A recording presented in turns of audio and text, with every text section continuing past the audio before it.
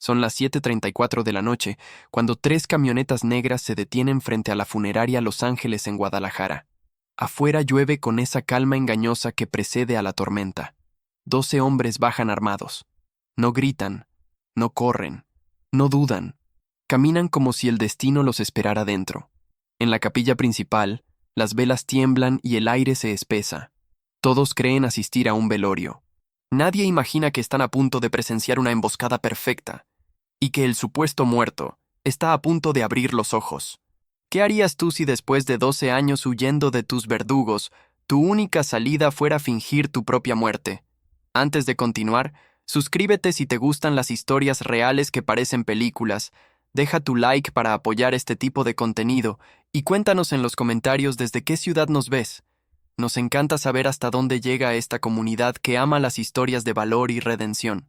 Ahora sí, para entender cómo un contador común logró engañar a uno de los cárteles más poderosos de México, hay que retroceder 12 años, hasta octubre de 2013, cuando Roberto Medina aún creía que su vida era normal. En aquel entonces tenía 46 años, 2 hijos, una esposa que lo amaba y un pequeño despacho contable en el centro de Guadalajara.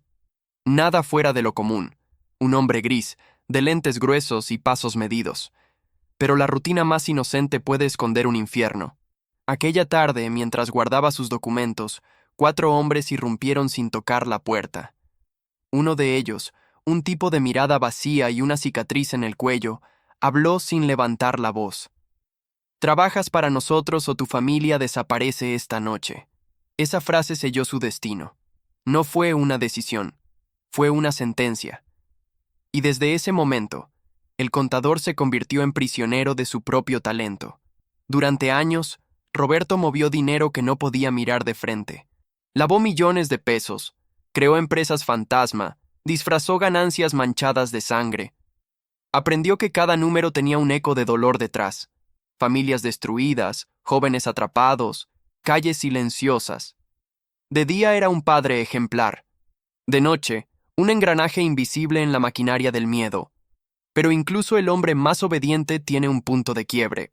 Roberto no lo sabía todavía, pero cada transferencia, cada recibo, cada firma que estampaba, lo acercaba al momento en que dejaría de ser víctima para convertirse en cazador. El contador que nunca tocó un arma empezaría a planear el golpe más audaz de su vida, una trampa dentro de un funeral. Y así comienza esta historia. Una historia donde el silencio se convierte en estrategia, donde la contabilidad se transforma en arma y donde un solo hombre común demuestra que la valentía no siempre grita. A veces espera dentro de un ataúd. Durante 12 años, Roberto Medina aprendió a vivir con una pistola invisible en la cabeza. Cada factura que firmaba era una deuda con su conciencia. Cada depósito era una promesa rota a su familia. Nadie sospechaba nada. Su esposa, Laura, lo veía llegar tarde con los ojos cansados y una sonrisa forzada. Él decía que eran clientes difíciles. Ella servía café y confiaba. Esa confianza, más que un consuelo, era una cadena. De día, Roberto llevaba una vida perfectamente ordenada. Café a las 7, oficina a las 8, llamadas, balances, regreso a casa. Pero detrás de ese orden se escondía el caos. De noche revisaba movimientos bancarios en paraísos fiscales, hacía transferencias a nombre de empresas que no existían y borraba rastros que podían costarle la vida. Sabía demasiado. Los nombres, las rutas, los políticos que fingían no ver. Sabía tanto que podía destruir el cártel con una sola llamada, pero también sabía que una sola palabra mal dicha podía condenar a Laura, a Daniela, a Miguel. ¿Qué harías tú si el precio de proteger a tu familia fuera cargar con la culpa de cientos de muertes ajenas? ¿Seguirías callando? ¿O intentarías romper el pacto con el miedo? A veces, la vida no cambia en un día, sino en un segundo. Y el segundo de Roberto llegó una noche cualquiera en una bodega de Tlajomulco. El jefe del cártel lo había citado para revisar cuentas. Roberto pensó que sería otra reunión rápida, un número más, un todo en orden, contador. Pero aquella vez el aire tenía otro peso. En el centro de la bodega había una familia, un hombre, su esposa, 3 niños pequeños, atados, temblando. El verdugo, un hombre de voz serena y ojos vacíos, fumaba despacio mientras explicaba. Este señor debía 5,000 pesos. No pagó. Hoy aprendemos todos lo que pasa con los que creen que pueden jugar conmigo. Roberto pidió clemencia. Ofreció pagar él mismo. Pero el verdugo sonrió. Tu trabajo no es sentir, es mirar. Y lo obligó a hacerlo. Aquella escena lo persiguió por semanas. Cada vez que intentaba dormir, escuchaba los sollozos. Cada vez que abría una hoja de Excel, veía el rostro del niño más pequeño. Fue entonces cuando comprendió una verdad que ya no podía ignorar. Había estado ayudando a asesinos a funcionar como empresa. Esa misma noche, vomitó, lloró, y luego hizo algo que nunca había hecho. Abrió el cajón más profundo de su escritorio. Allí estaba la tarjeta de la agente Carolina Vega, de la Fiscalía contra el Crimen Organizado. La había guardado meses atrás, cuando ella le ofreció protección a cambio de información. Hasta entonces, Roberto había dicho que no. Pero esa noche, marcó el número con manos temblorosas. Carolina contestó al segundo tono. «¿Señor Medina?» Roberto respiró hondo. «Estoy listo». Fue el primer acto de valentía en 12 años. A veces el coraje no llega como un grito, sino como un suspiro. Cuando Roberto Medina marcó el número de la agente Carolina Vega, no lo hizo buscando ser héroe. Lo hizo porque ya no podía seguir siendo cómplice. Su voz, temblorosa, apenas se escuchó entre el ruido del ventilador de su oficina. «Estoy listo», dijo. «Quiero ayudar a destruirlos». Carolina no sonrió. Sabía lo que significaba esa frase. Cada testigo que decidía hablar lo hacía sabiendo que firmaba su propia sentencia. Durante años había visto a hombres fuertes quebrarse, a familias enteras desaparecer, a promesas de protección fallar, pero también sabía reconocer la mirada de alguien que ya había cruzado la línea del miedo. Y Roberto, esa noche, ya no tenía miedo, tenía propósito. Se citaron en una cafetería modesta del centro, un lugar donde nadie mira a nadie. Ella llegó con una carpeta discreta y una mirada serena. Él, con los ojos hundidos y las manos aún temblorosas. «Necesito entenderlo todo», dijo Carolina. «Cada cuenta, cada empresa, cada nombre». Roberto asintió. «Les he movido dinero durante 12 años. Puedo reconstruir todo el mapa». Durante semanas se reunieron en distintos puntos. Parques, iglesias, bancos. Roberto fotografiaba pantallas, copiaba documentos, grababa conversaciones. Aprendió a hablar en clave, a enviar mensajes codificados. Carolina lo instruyó en cómo proteger su rutina, cómo cambiar trayectos, cómo identificar vigilancia. ¿Cuánto valor se necesita para seguir yendo cada día al trabajo, sabiendo que cualquiera de tus clientes puede ser tu verdugo? Cada noche, Roberto regresaba a casa, fingía normalidad, besaba a su esposa, cenaba en silencio, y después de apagar la luz, se quedaba despierto escuchando los ruidos del vecindario, temiendo que cada paso en la acera fuera el último. Pero también sentía algo nuevo, una chispa que no sentía desde hacía años. Esperanza. En 2 meses, había entregado más de 100 documentos, planillas con transferencias, recibos de empresas fantasma, nombres de políticos, comandantes, testaferros, y una noche le dio a Carolina la joya más valiosa. «Esta es la ubicación exacta de una bodega en Tonalá», dijo. «Van a recibir armas allí dentro de 3 días». El operativo se preparó con precisión quirúrgica. 50 agentes, 3 horas de vigilancia, 5 minutos de acción. Resultado: 10 sicarios arrestados, 20 fusiles, 50 pistolas, 20 kilos de cocaína. Fue el golpe más certero en la historia reciente del cártel, pero también fue la firma de muerte de Roberto Medina. Solo una persona en toda la organización podía conocer ese dato: el contador.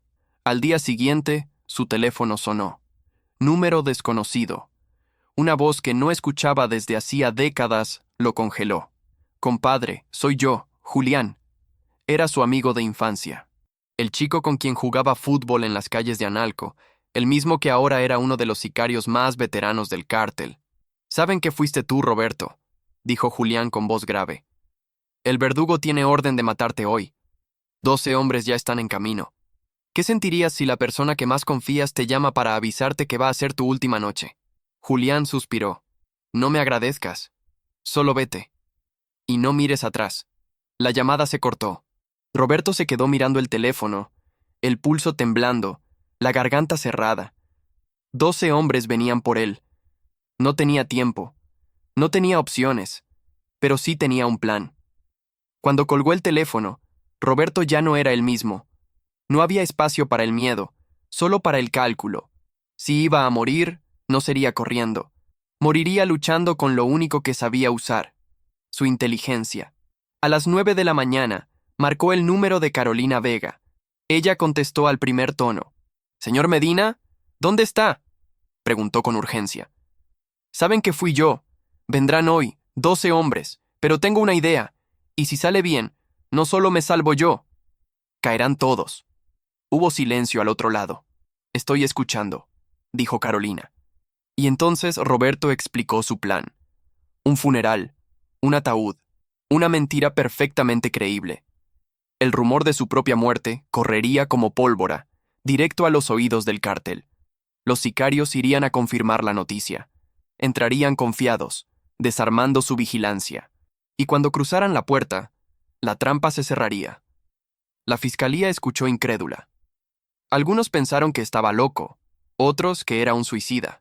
Pero el comandante Héctor Ruiz, leyenda viva de las operaciones especiales, solo sonrió.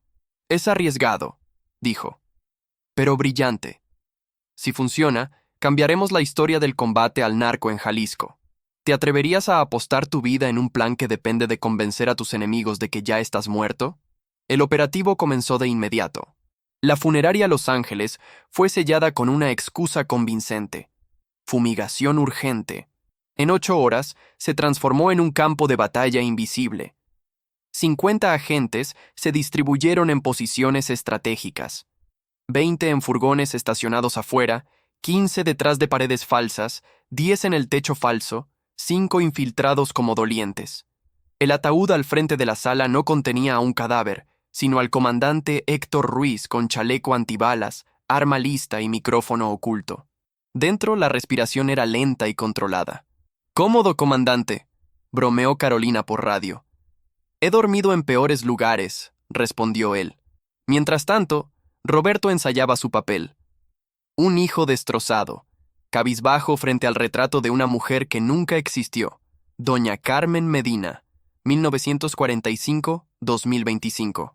El olor de las flores llenaba la capilla. Las velas titilaban. Afuera caía la tarde. A las 7:00 en punto, todo estaba listo. Roberto, en primera fila. Agentes infiltrados fingiendo rezar. Carolina, en un cuarto contiguo, con auriculares puestos. Ruiz, dentro del ataúd, escuchando cada sonido. Silencio absoluto. Y entonces, el rugido de motores. 3 camionetas negras se detuvieron frente a la funeraria. 12 hombres bajaron, pasos firmes, manos bajo las chaquetas. El líder, con una cicatriz que cruzaba su rostro como una firma. El verdugo, el mismo que 12 años antes le había dicho a Roberto: «Entras al cártel vivo, pero solo sales muerto». El reloj marcaba 7:34. El aire se volvió más denso que el concreto. El primer sicario abrió la puerta. «Nadie se mueva». Dentro del ataúd, Héctor Ruiz abrió lentamente los ojos. Esperó la señal. No todavía. Faltaban 2. Los pasos se acercaban. El funeral había comenzado, pero no habría lágrimas, solo justicia. Dentro de la funeraria Los Ángeles, el silencio tenía filo. Las velas se consumían lentamente, la música sacra flotaba en el aire, y cada respiración sonaba demasiado fuerte. En la primera fila, Roberto Medina fingía rezar. Las manos entrelazadas, los labios apretados, el temblor apenas visible. Frente a él, el ataúd cerrado. Dentro, el comandante Héctor Ruiz contaba los segundos, escuchando cada paso, cada roce de metal. Sabía que un movimiento antes de tiempo podía arruinarlo todo. A las 7:35, la puerta principal se abrió por completo. El verdugo entró primero, seguido de 11 sicarios. No parecían hombres, parecían sombras con respiración. Sus ojos escaneaban la sala como radares. Los dolientes, las flores, el altar, las salidas. Uno revisó el baño. Otro, el cuarto lateral. El verdugo caminó por el pasillo central con la calma de quien está acostumbrado a matar sin prisa. Se detuvo frente a Roberto. «Lo siento por su pérdida, contador», dijo con una sonrisa cortante. Roberto levantó lentamente la mirada. Sus ojos estaban enrojecidos. «¿Quién es usted?» «¿Conocía a mi madre?» El verdugo rió. «No vengo por su madre. Vengo por otra pérdida. 10 de mis hombres fueron arrestados. Solo una persona en todo Jalisco sabía dónde estaban. ¿Adivina quién?» El aire se congeló. Roberto no respondió. El verdugo sacó su pistola y la apoyó en su frente. «Tú trabajas para nosotros desde 2013, y ahora nos traicionaste». Los falsos dolientes actuaron con perfección. Una mujer gritó. Otro se levantó diciendo: «Por favor, estamos en un velorio». Los sicarios apuntaron en todas direcciones. El caos controlado comenzaba. Dentro del ataúd, Héctor escuchaba todo. Aún no. 2 sicarios seguían afuera. Tenía que esperar a que cruzaran la puerta. El verdugo presionó el cañón contra la frente de Roberto. «¿Dónde están los documentos? ¿Quién más sabe?» Y entonces, Roberto, el hombre que había vivido una década con miedo, dijo las palabras que lo liberaron. «Ya perdieron. Entregué todo. Ustedes pueden matarme, pero su historia ya terminó». El verdugo inclinó la cabeza. «Entonces vas a morir. Y tu familia conmigo». Ese fue el error. Esa amenaza encendió algo que llevaba años dormido en el pecho del contador. Durante 12 años había obedecido por amor, por miedo, por culpa. Pero cuando oyó el nombre de su esposa y de sus hijos, el miedo se transformó en furia. Roberto levantó la vista y lo miró directo a los ojos. «No los tocarás, porque ya estás muerto y aún no lo sabes». El verdugo frunció el ceño. «¿Qué dijiste?» Roberto señaló el ataúd. «Pregúntele a mi madre». El silencio fue absoluto. El verdugo dio un paso adelante, confuso, incrédulo. Puso las manos sobre la tapa del ataúd y la levantó. Por un segundo creyó ver un cadáver, pero entonces los ojos se abrieron, y la voz de Héctor Ruiz, grave y firme, cortó el aire. «Estaba retirado, verdugo. Pero volví por ti». En ese mismo instante, el mundo explotó en sincronía. Las paredes falsas se abrieron. Los techos se levantaron. 50 puntos rojos iluminaron los cuerpos de los sicarios. «Fiscalía Especial del Estado de Jalisco», rugió la voz amplificada. «Suelten las armas y arrodíllense». El tiempo se detuvo. 12 hombres rodeados. 12 corazones latiendo al ritmo del pánico. Y por primera vez en años, Roberto Medina respiró sin miedo. Durante unos segundos, nadie respiró. Las luces rojas de los visores se movían como luciérnagas sobre la piel de los sicarios. El eco de la orden aún flotaba en el aire. «Suelten las armas y arrodíllense».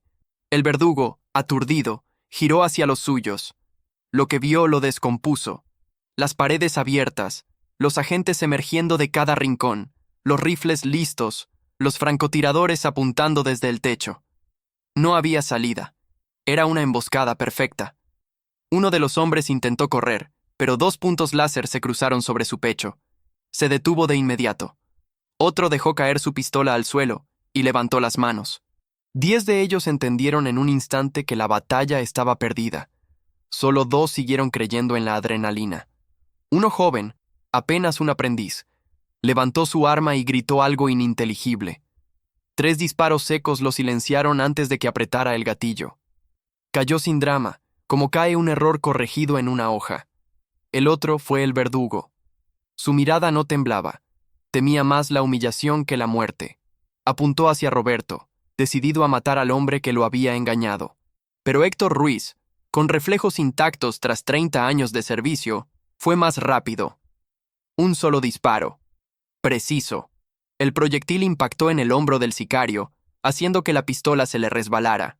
El verdugo cayó de rodillas, gimiendo entre dientes. Ruiz avanzó despacio, con la Glock aún levantada. A su alrededor, los agentes terminaban de esposar a los demás.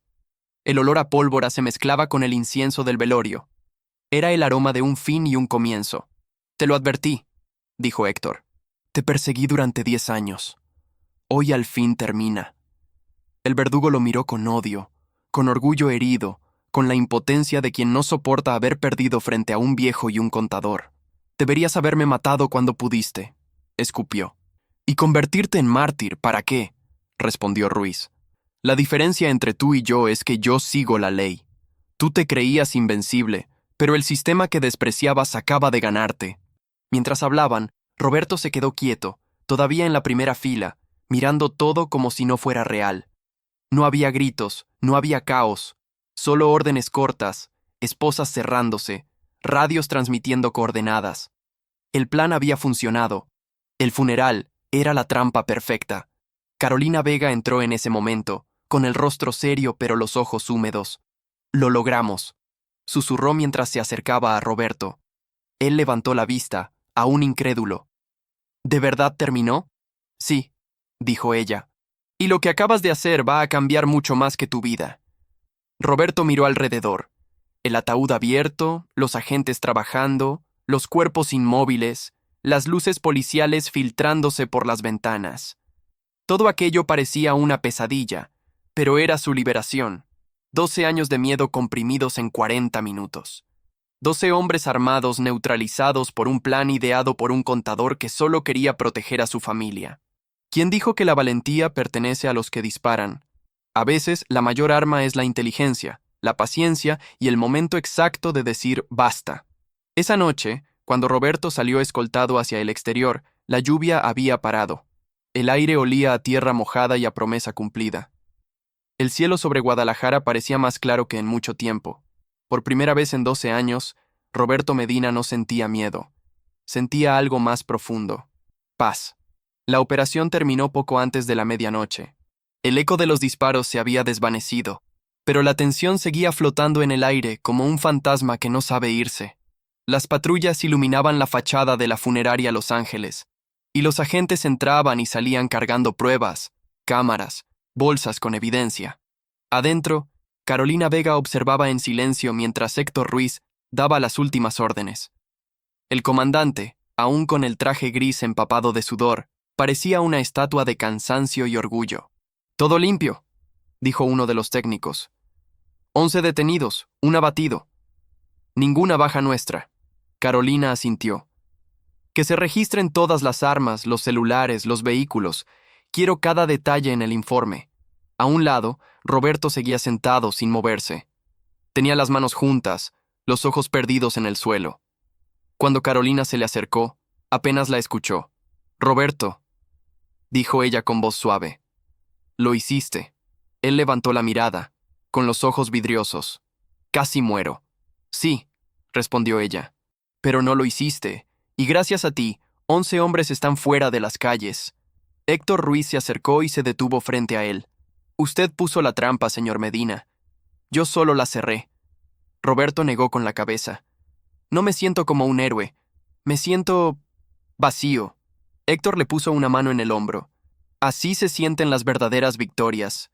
No con gloria, sino con alivio. ¿Alguna vez ganaste una batalla que te dejó más cansancio que orgullo? A veces, el precio de hacer lo correcto no es morir. Es seguir viviendo con lo que viste». Carolina sacó un teléfono seguro del bolsillo y se lo tendió. «Hay alguien que quiere escucharte». Roberto marcó con dedos temblorosos. Al segundo tono, una voz quebrada respondió. «¿Roberto?» Era Laura, su esposa. «¿Dónde estás?» «La policía vino. Nos sacaron de casa. No nos dicen nada». Él respiró profundo. «Estoy bien, amor. Estoy con ellos. Ya todo terminó. ¿Qué pasó? ¿Por qué te buscan? ¿Qué hiciste?» Entonces, Roberto decidió contarle la verdad. Le habló de la amenaza de 2013, de los años de miedo, de la doble vida, de las noches sin dormir. Le habló de Carolina, del operativo, del funeral, del riesgo, del final. Por momentos, la voz se le quebró. En otros, el silencio habló por él. Laura no dijo nada por varios segundos. Luego, su voz llegó, cargada de lágrimas. 12 años llevabas cargando eso solo. ¿Por qué no me dijiste? Porque no quería que vivieras con miedo, respondió Roberto. Pero ya está. Ya no más. Al otro lado de la línea, solo se escucharon sollozos. Después, 3 palabras. «Te amo, Roberto». Él cerró los ojos. Por primera vez en una década, sintió que podía creer en el perdón. A las 2 de la mañana, la funeraria quedó vacía. El cuerpo del sicario caído fue retirado, los vehículos decomisados, la calle despejada. El operativo fue declarado éxito total. Pero para Roberto, apenas comenzaba la parte más difícil: volver a vivir. Esa misma noche, fue trasladado a una casa segura en las afueras de Guadalajara. Laura, Daniela y Miguel ya lo esperaban allí, bajo protección. Cuando se vieron, los cuatro se abrazaron sin decir una palabra. Lloraron, rieron, respiraron. Eran una familia de nuevo, aunque ninguno era el mismo. ¿Qué harías tú si te dieran la oportunidad de empezar de cero? ¿Cambiarías de nombre? ¿De ciudad? ¿De pasado? Porque eso fue exactamente lo que le ofrecieron a Roberto. Una nueva identidad, una nueva vida, y la promesa de que nunca más tendría que mirar por encima del hombro. Pasaron 3 días desde la noche del operativo. Afuera, la noticia ya recorría todo Jalisco. 11 sicarios del cártel capturados en una funeraria del centro de Guadalajara. Los titulares hablaban de un golpe histórico. Nadie mencionaba al contador que lo había hecho posible. La fiscalía había borrado su nombre de todos los documentos. Para el mundo, Roberto Medina ya estaba muerto. Pero para él, esa era precisamente la oportunidad que necesitaba para volver a nacer. Bajo la protección de Carolina Vega, la familia fue trasladada a una pequeña casa en Querétaro. Los vecinos los conocieron como los García: Roberto, contador independiente; Laura, maestra; Daniela y Miguel, los hijos ejemplares. Una historia sencilla, sin pasado, sin ruido. Un nuevo comienzo. Las primeras semanas fueron extrañas. Roberto despertaba sobresaltado por cualquier ruido, revisaba las cerraduras 3 veces antes de dormir. Laura lo observaba en silencio, sin juzgarlo. Sabía que el miedo no desaparece, se transforma, y el de Roberto estaba mutando en otra cosa: vigilancia, prudencia, sabiduría. Poco a poco, la normalidad se instaló. El nuevo despacho de contabilidad abrió en el centro de la ciudad. Clientes reales, números limpios, facturas verdaderas. Roberto volvió a disfrutar de algo tan simple como emitir una boleta sin sentir culpa. Laura empezó a dar clases en una escuela pública, donde los niños la adoraban. Daniela siguió enseñando en otra institución y Miguel comenzó su residencia en el Hospital General. Por primera vez en años, la familia vivía sin mentiras. ¿Alguna vez has sentido lo extraño que es vivir sin miedo después de tanto tiempo sintiéndolo? Es casi incómodo al principio. El silencio parece sospechoso, la calma parece una trampa. Pero con el tiempo, el cuerpo aprende a confiar otra vez. Un día, mientras revisaba unas facturas, Roberto se dio cuenta de algo que le hizo sonreír. La fecha en la esquina del papel era exactamente 1 año después de su supuesto funeral. Había sobrevivido 365 días a su propia tumba. Esa noche, se sentó con Laura en la terraza. No había escoltas, ni radios, ni ventanas cubiertas, solo el ruido de las cigarras y el viento tibio. ¿Te arrepientes de algo?, preguntó ella. Roberto pensó unos segundos. No, dijo finalmente. Si volvería a empezar, haría lo mismo, solo que esta vez te lo contaría desde el principio. Laura sonrió. Eso basta. Mientras tanto, en Guadalajara, Carolina Vega entregaba un informe al fiscal general. En la portada el título: Operativo Los Ángeles, caso cerrado. Dentro, un solo párrafo resaltado. Gracias a la cooperación de un ciudadano anónimo, se desmanteló la estructura financiera de una de las células más activas del CJNG en Jalisco. El valor civil puede nacer incluso en el corazón del miedo. Carolina cerró la carpeta y, antes de dejarla sobre la mesa, murmuró para sí: donde haya uno como él, todavía hay esperanza. ¿Crees tú que un solo ciudadano puede cambiar el curso de algo tan grande como el crimen organizado? Quizás sí. Quizás solo hace falta uno que deje de callar. Esa noche, mientras apagaba la luz de su nueva oficina, Roberto observó su reflejo en el cristal. Ya no era el hombre que temía a las sombras, ni el contador de fantasmas.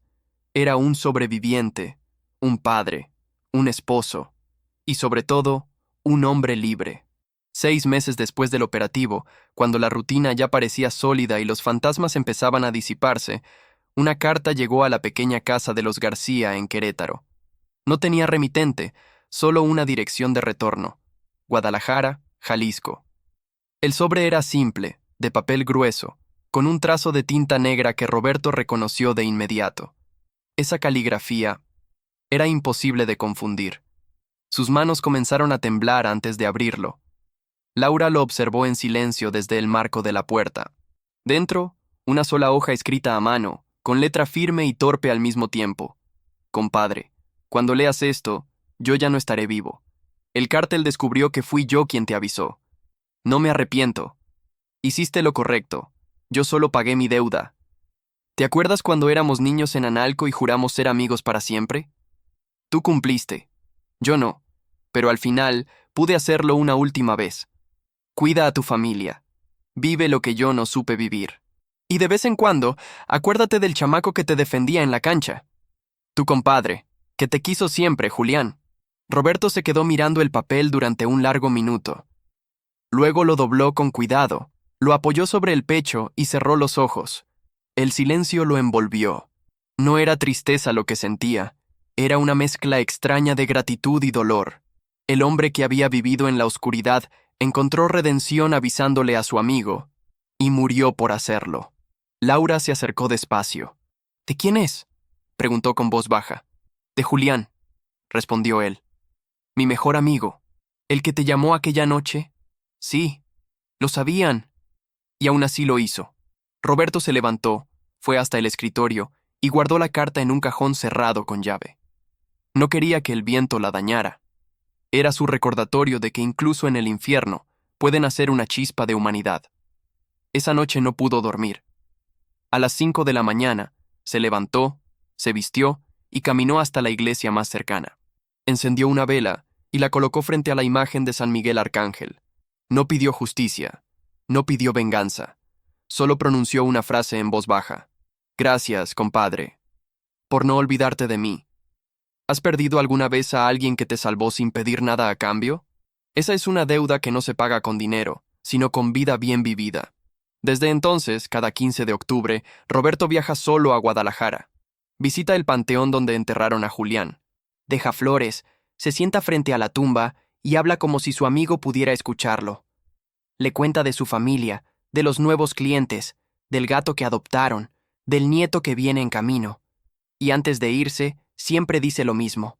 Viví bien, como me pediste. Crié bien a mis hijos. Fui buen esposo. Fui buen hombre. Todo gracias a ti. Después, regresa a Querétaro. Y esa noche duerme en paz.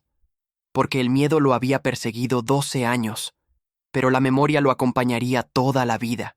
2 años después de aquella noche en la funeraria Los Ángeles, el eco del caso todavía resonaba en pasillos judiciales, en aulas de formación policial y en los despachos donde los agentes jóvenes aprendían qué significaba realmente la palabra valor.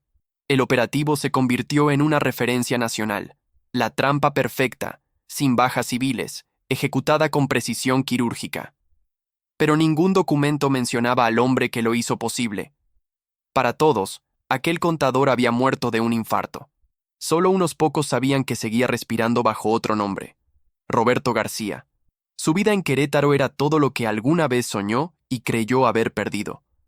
Un escritorio sencillo, una cafetera vieja, clientes que pagaban con gratitud y no con miedo. Por las tardes, tomaba mate con Laura en la terraza, y cada vez que el viento movía las cortinas, él pensaba en todo lo que había costado llegar hasta esa calma. No había riqueza, pero había libertad. Y eso, después de 12 años de esclavitud, era un milagro.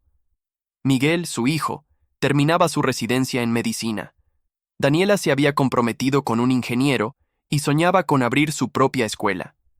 Laura había vuelto a reír con esa risa que Roberto pensó que nunca escucharía otra vez.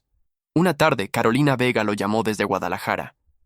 ¿Cómo se siente vivir sin mirar atrás?, preguntó con humor. Roberto sonrió al teléfono. Como respirar bajo el agua y darse cuenta de que aún puedes hacerlo. Ella rió. Su historia, aunque nadie la conozca, inspiró a muchos. ¿Sabía que su caso ahora se enseña en la academia? No lo sabía, respondió él.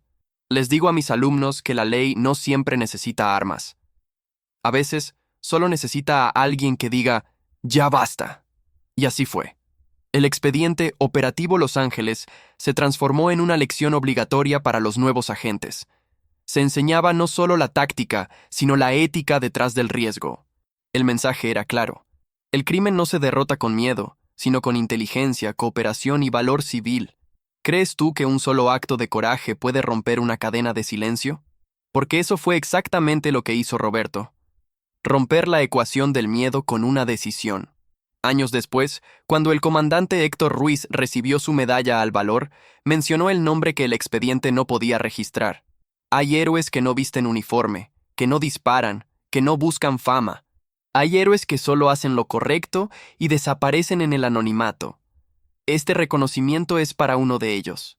En el público, pocos entendieron a quién se refería. Pero Carolina, en primera fila, sí lo sabía. Y en Querétaro, a cientos de kilómetros, Roberto sintió un nudo en la garganta sin saber por qué. Aquella noche escribió una frase en una hoja en blanco y la guardó junto a la carta de Julián. El miedo no desaparece. Se doma con propósito. ¿Y tú? ¿A qué le tienes miedo hoy? ¿Y qué harías si descubrieras que tu silencio alimenta aquello que temes? El crimen organizado puede tener poder, dinero y armas, pero nunca podrá vencer al coraje de un ciudadano que decide hablar. Esa es la herencia que dejó un contador cualquiera, un hombre sin escudo ni rango, que un día decidió morir simbólicamente para poder volver a vivir con dignidad.